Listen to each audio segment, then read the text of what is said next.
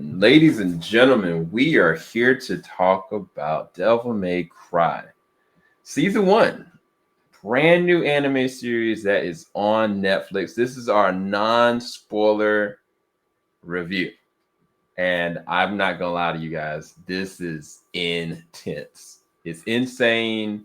It's metal. I think you guys are going to love it. That's my first thoughts. But I'm going to let Devin introduce this to you guys. What's going on, Devin? Hey guys, my name is Devin Brock. A huge Devil May Cry fan. I've been playing the series and reading about the series since I was a kid growing up. Played all the games.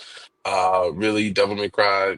Basic background of it, quick background of it is that it follows a demon hunter named Dante.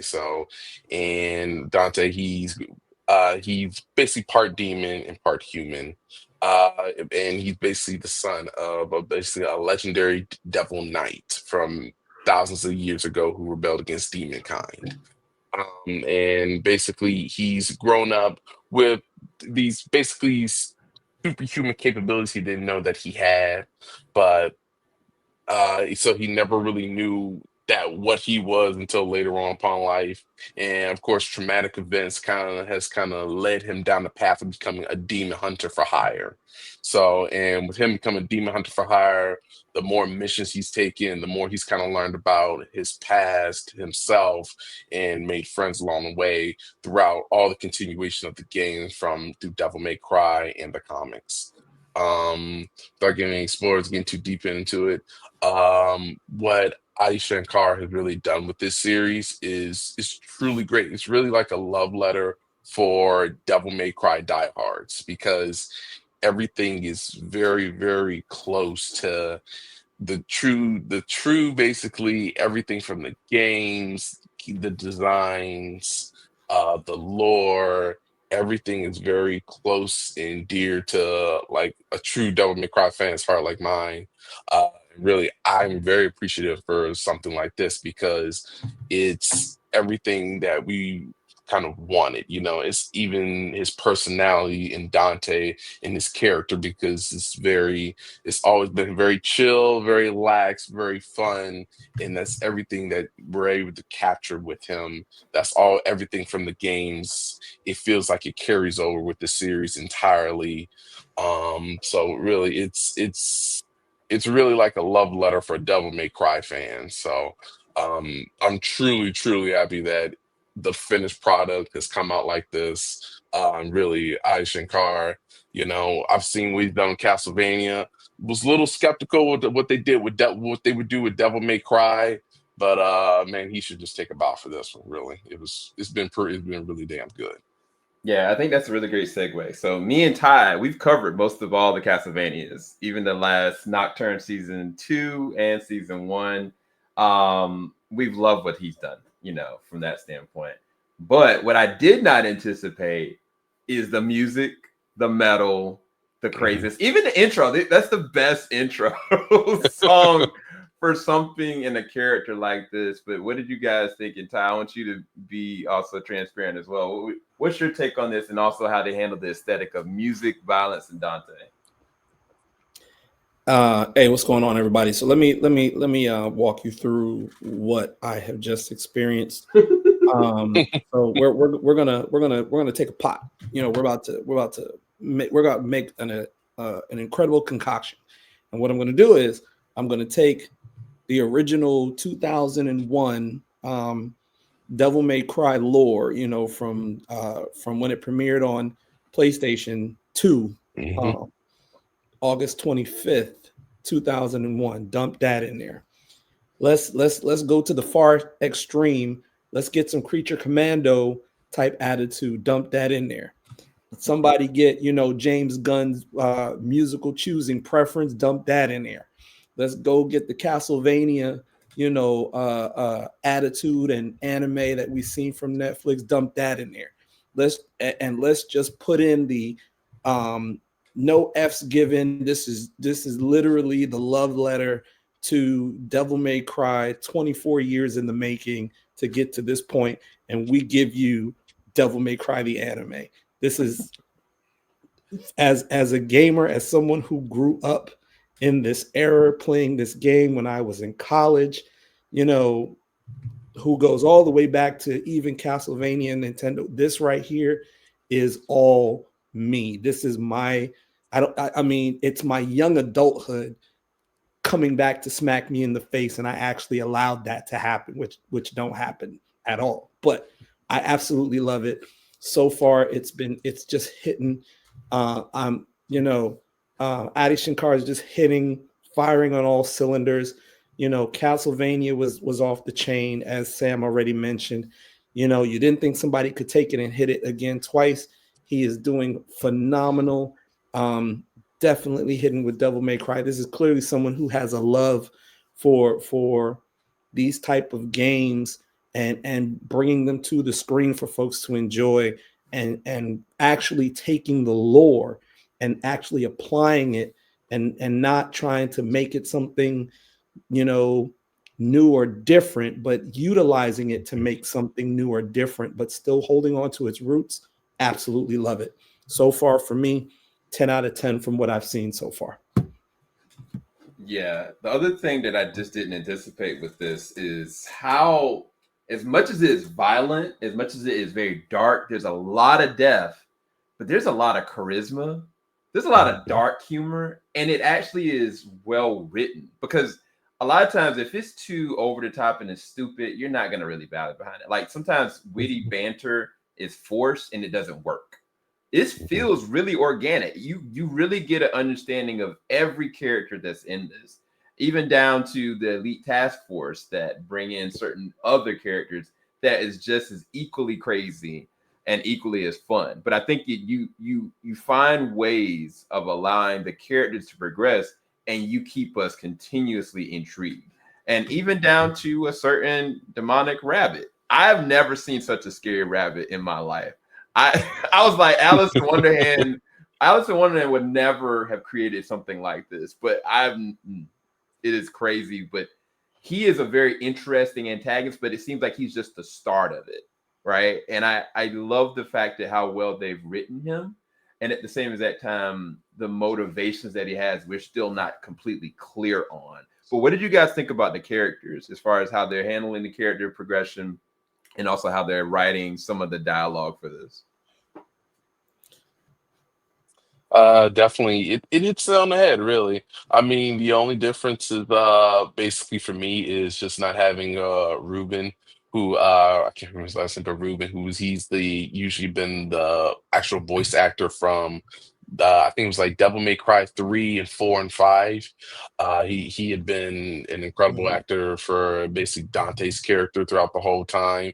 But Johnny is the voice actor for Nero and Devil May Cry 4. So basically the main protagonist from there. So um really it really captures Dante's personality, because this is how he has been in his younger years, and then he kind of goes through some stuff in his later years, so he becomes a little bit more mellow, but then he kind of brings himself back, and this kind of feels like it captures all of that, and we get his fun side, his chill side, this more serious side, especially when it comes to his family, his mother, his brother. We see that come through with Lady. We see, her past haunts her with, the things she's gone through and everything. And it captures her seriousness. Um, it captures, basically, how she approaches, demon hunting and everything. So it's very, it's hard to keep saying this, but it's so true to basically the video games and the lore, because that's like as soon as how they introduced Lady in episode 2, I was like, that's how she needed to be. She needed to be the badass hunter that we all know she is. So it's really done a great job with what they've done with each and every character, even down to Agni and Rudra, which is awesome. So I mean, where those two are so silly and everything. So they've done a great job with the characters, really. Yeah, small little fact. I'm not sure if y'all know that your boy, the Black Ranger himself, is of course voiced in the role of Dante in this round. But wasn't he Nero in one of the other Devil May Cry's Yeah, deaths? Devil May Cry 4 and 5. Yeah. So the fact he's doing a bang up job. So I just want to give that little tidbit fact. Sorry, Ty, go ahead. No. I was just saying that we he had said it was Devil May Cry 5. It's good to see the Power Rangers move beyond the Power Rangers. What I find interesting is you're kind of getting like it doesn't feel like Devil May Cry 1 because if I remember Devil May Cry, the first one in 2001, Right. Dante was probably well into his 40s, late 30s, 40s. He had like some stubble. Right. He was still Dante kind of as we see him now, but he was a much more, I don't even know if I want to say mature. He was just like, it's just like layered. I mean, I'd say this, he's very, he's in this one, he's very like Ryan Reynolds kind of Dante. Whereas in the Right. 2001 game, we got more of like a Robert Downey Jr. kind of Dante, Right. all basically the same, just more mature. But I kind of love how they're kind of giving you this kind of, they're going into the depth in terms of his family, of his mother, of his father, of Virgil, when you're seeing this backstory. So what I like is it's creating, they really are adding the depth of the character, to where you're going down this path where he's really discovering himself, knowing he's different, but still now getting all that for him. But for the for the aristocratic rabbit as the enemy, I totally agree with you, Sam, and you kind of hit the nail on the head. You were reading my mind. His eloquence in his villainy is just top notch, and it's not forced. It's not, you clearly see it's snobby and it's bougie, but it's not forced. Like, you have to accept the snobby bougie rabbit. It's like, no, it's like, this is definitely someone who has an agenda, and definitely someone who would be that Riddler type manipulator, tipping the scales in his favor, and still yet be a complete and total aristocratic a-hole, and which I absolutely love. So No, absolutely.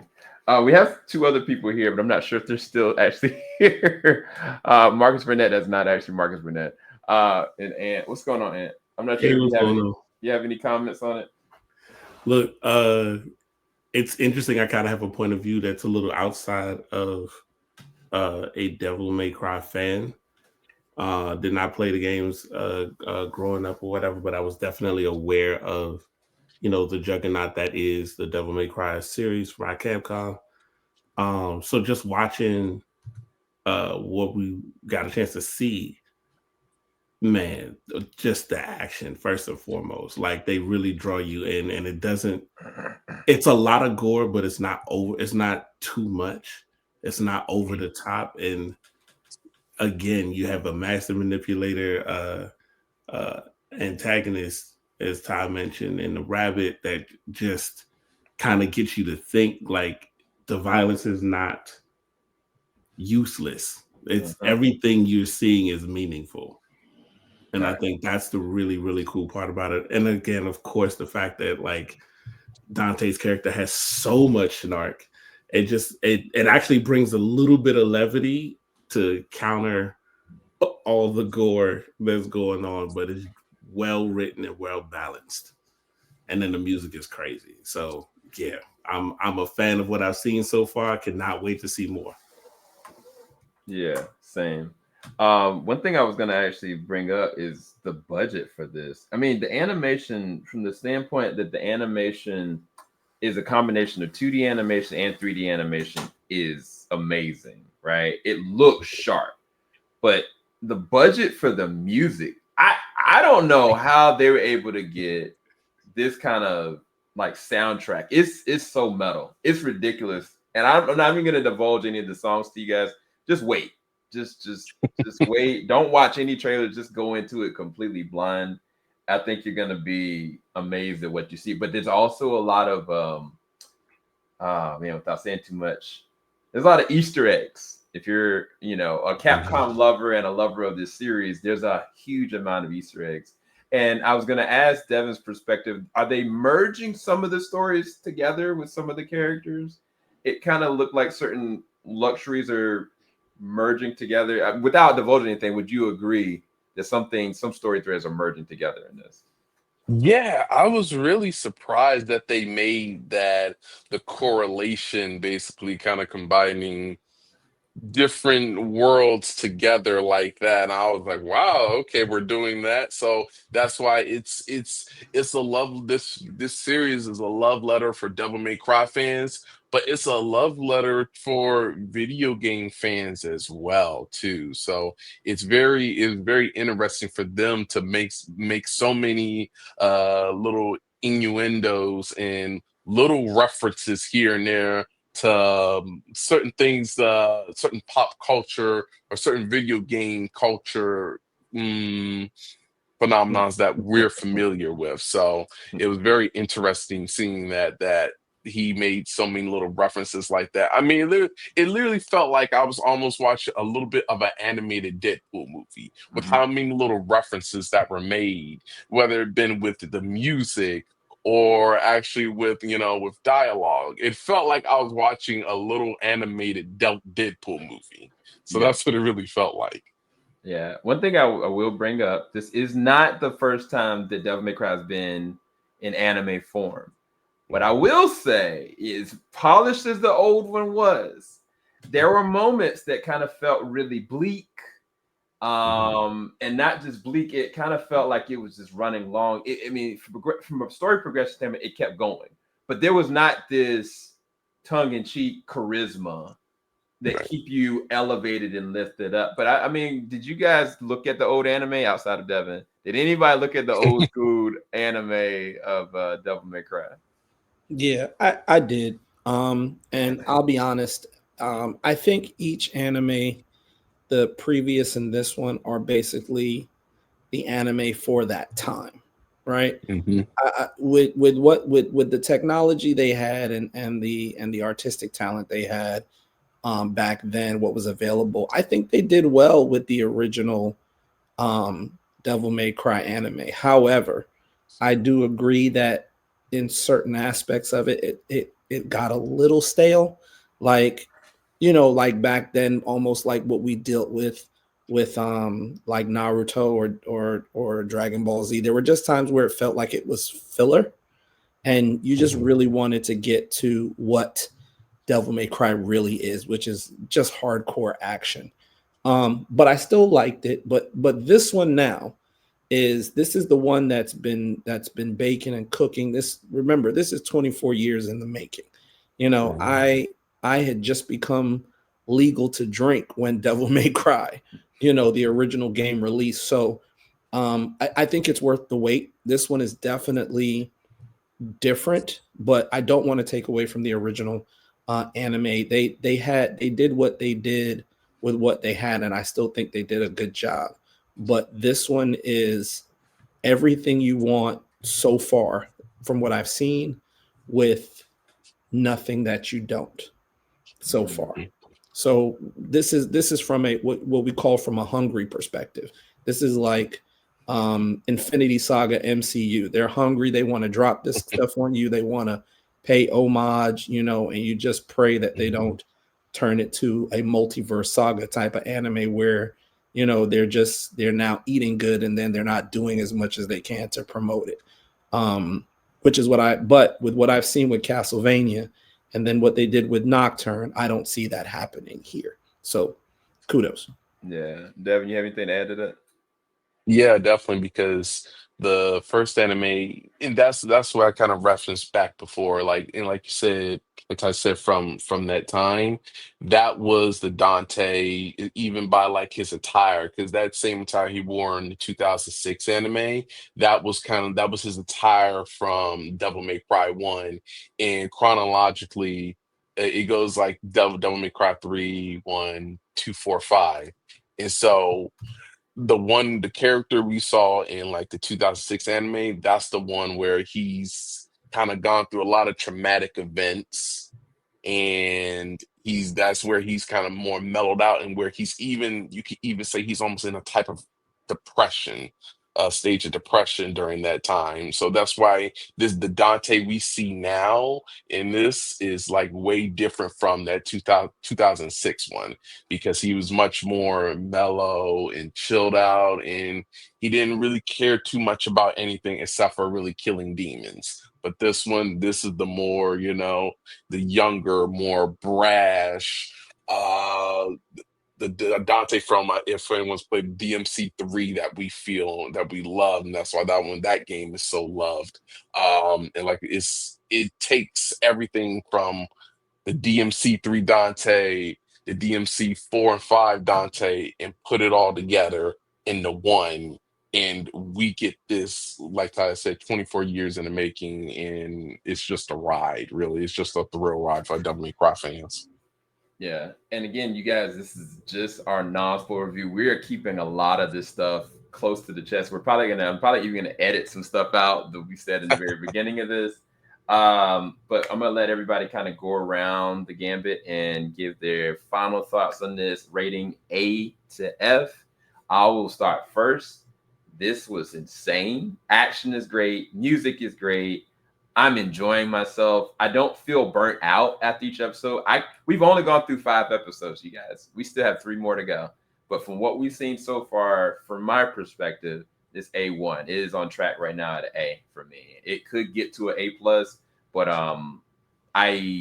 from what I remember, and then also from what I'm seeing, this just excites me to go back to play the games, and at the same time want to continue to see how they move past our first season for this. So that's where I'm at with it. But go ahead, I'll go across the gambit. Definitely an A, and that's where I'm curious to know. Definitely A right now, because all the references, all the lore, the designs, it's everything. It's everything I could have hoped for and more.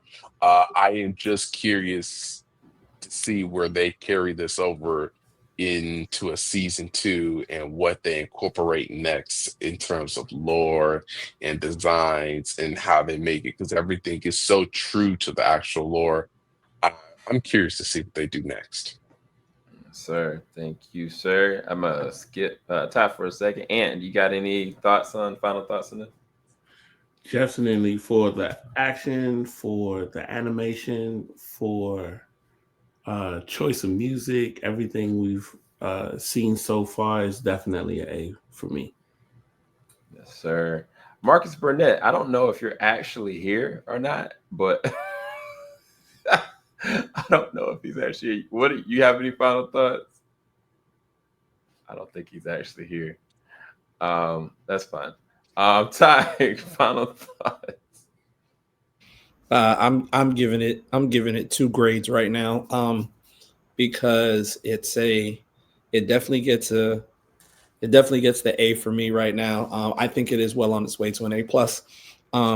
Music was great. Anime was great. Fight scenes were great. The character depth and story is also phenomenal.